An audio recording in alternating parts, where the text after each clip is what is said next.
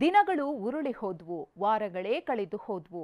ಕೊಲೆ ಕೇಸ್ನಲ್ಲಿ ದರ್ಶನ್ ಜೈಲು ಸೇರಿ 50 ದಿನವೇ ಆಗಿದೆ. ಆದರೆ ಜಾಮೀನಿಗಾಗಿ ಇನ್ನೂ ಅರ್ಜಿ ಸಲ್ಲಿಸದ ಕಾಟೇರ ಜೈಲಿನಲ್ಲಿ ವಿಲವಿಲ ಅಂತಿದ್ದಾರೆ. ಇದೀಗ ದರ್ಶನ್ಗಾಗಿ ಚಿತ್ರರಂಗ ದೇವರ ಮೊರೆ ಹೋಗಿದೆ.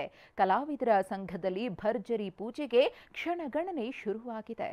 ಹೋಮಕುಂಡ ಸಿದ್ಧವಾಗ್ತಿದೆ, ಹವನಕ್ಕೆ ತಯಾರಿ ಶುರುವಾಗ್ತಿದೆ. ಚಿತ್ರರಂಗದ ಹಿರಿಯರೆಲ್ಲ ಸೇರಿಕೊಳ್ತಿದ್ದು ಪೂಜೆ ಪ್ರಾರ್ಥನೆಗೆ ಸಜ್ಜಾಗ್ತಿದ್ದಾರೆ.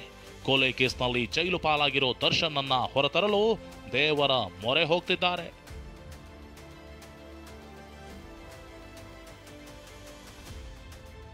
ಜೈಲಿನಲ್ಲಿ ದರ್ಶನ್, ಚಿತ್ರರಂಗದಿಂದ ಹೋಮ ಹವನ. ಕಲಾವಿದರ ಸಂಘದ ಭವನದಲ್ಲಿ ಪೂಜೆಗೆ ಕ್ಷಣಗಣನೆ. ಒಂದ್ ಕಡೆ ಕೊಲೆ ಕೇಸ್ನಲ್ಲಿ ದರ್ಶನ್ ಜೈಲು ಪಾಲಾಗಿದ್ದಾರೆ. ಸಿನಿಮಾಗಳ ಸದ್ದಿಲ್ಲದೆ ಚಿತ್ರರಂಗ ಮಂಕಾಗಿದೆ. ಹೀಗಾಗಿ ಚಿತ್ರರಂಗ ದೇವರ ಮೊರೆ ಹೋಗಿದೆ. ಚಾಮರಾಜಪೇಟೆಯ ಕಲಾವಿದರ ಸಂಘದ ಭವನದಲ್ಲಿ ಹೋಮ ಹವನಕ್ಕೆ ಸಿದ್ಧತೆ ನಡೀತಿದೆ. ಕಾಟೇರ ಚಿತ್ರದ ನಿರ್ಮಾಪಕ ದರ್ಶನ್ರ ಆಪ್ತ ರಾಕಲೈನ್ ವೆಂಕಟೇಶ್, ಹಿರಿಯ ನಟ ದೊಡ್ಡಣ್ಣ ನೇತೃತ್ವದಲ್ಲಿ ಪೂಜೆ ನಡೀತಿರೋದ್ರಿಂದ ದರ್ಶನ್ ಅವರಿಗಾಗಿಯೇ ಅಂಬರೀಶ್ ಭವನದಲ್ಲಿ ದೇವರ ಮೊರೆ ಹೋಗಿದ್ದಾರೆ ಎನ್ನಲಾಗ್ತಿದೆ.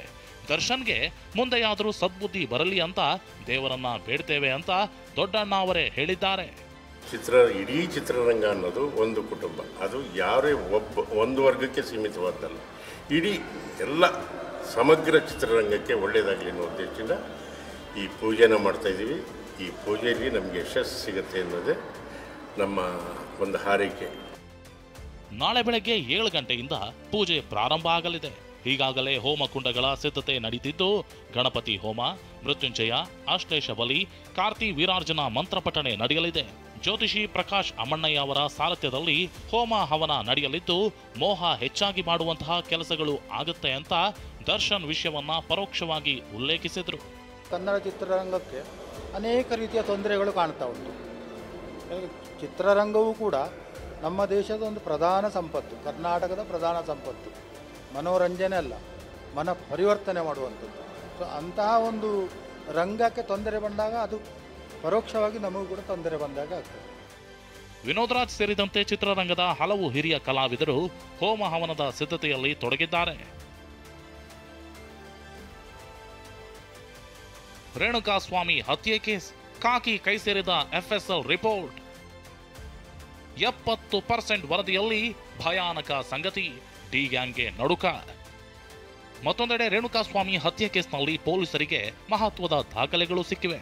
ಕೊಲೆಯಾದ ನಂತರ ಸಂಗ್ರಹಿಸಿದ್ದ ಟೆಕ್ನಿಕಲ್ ಸಾಕ್ಷಿಗಳ ಪೈಕಿ 70% FSL ರಿಪೋರ್ಟ್ ಪೊಲೀಸರಿಗೆ ತಲುಪಿದೆ. ಇವು ತನಿಖೆಗೆ ಮತ್ತಷ್ಟು ನೆರವಾಗಲಿದ್ದು ಜೈಲಿನಲ್ಲಿರೋ ಡಿ ಗ್ಯಾಂಗ್ಗೆ ನಡುಕ ಹುಟ್ಟಿದೆ.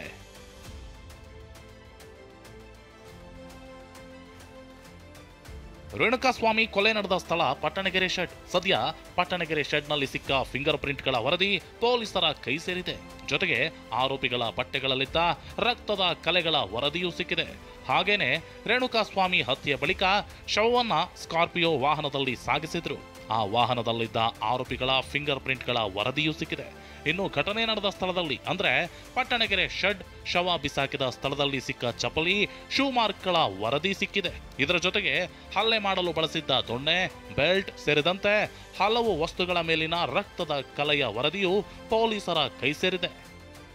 ಇನ್ನು ಮೊಬೈಲ್, CCTV ಸೇರಿದಂತೆ ಇನ್ನಷ್ಟು ಎಲೆಕ್ಟ್ರಾನಿಕ್ ಡಿವೈಸ್ಗಳ ವರದಿ, ಆಡಿಯೋ ಸ್ಯಾಂಪಲ್ಸ್ ಹೈದರಾಬಾದ್ FSLನಿಂದ ಬರಬೇಕಿದೆ. ಸದ್ಯ ಬಂದಿರೋ ವರದಿಗಳಲ್ಲಿ ರಕ್ತದ ಕಲೆಗಳು ರೇಣುಕಾಸ್ವಾಮಿಗೆ ಸೇರಿದ್ದು ಎಂದು ದೃಢಪಟ್ಟಿದೆ ಅನ್ನೋ ಮಾಹಿತಿ ಇದೆ. ಜೊತೆಗೆ ಫಿಂಗರ್ ಪ್ರಿಂಟ್ಸ್, ಫುಟ್ ಪ್ರಿಂಟ್ಸ್ ಕೂಡ ದರ್ಶನ್ ಸೇರಿದಂತೆ ಇತರ ಆರೋಪಿಗಳು ಮತ್ತು ರೇಣುಕಾಸ್ವಾಮಿಗೆ ಸೇರಿತ್ತು ಅನ್ನೋ ಮಾಹಿತಿ ಪಕ್ಕಾ ಆಗಿದೆ ಎನ್ನಲಾಗ್ತಿದೆ. ಪ್ರದೀಪ್ ಚಿಕ್ಕಾಟೆ ಜೊತೆ ಮಂಗಳ ರಾಜಗೋಪಾಲ್, TV9 ಬೆಂಗಳೂರು.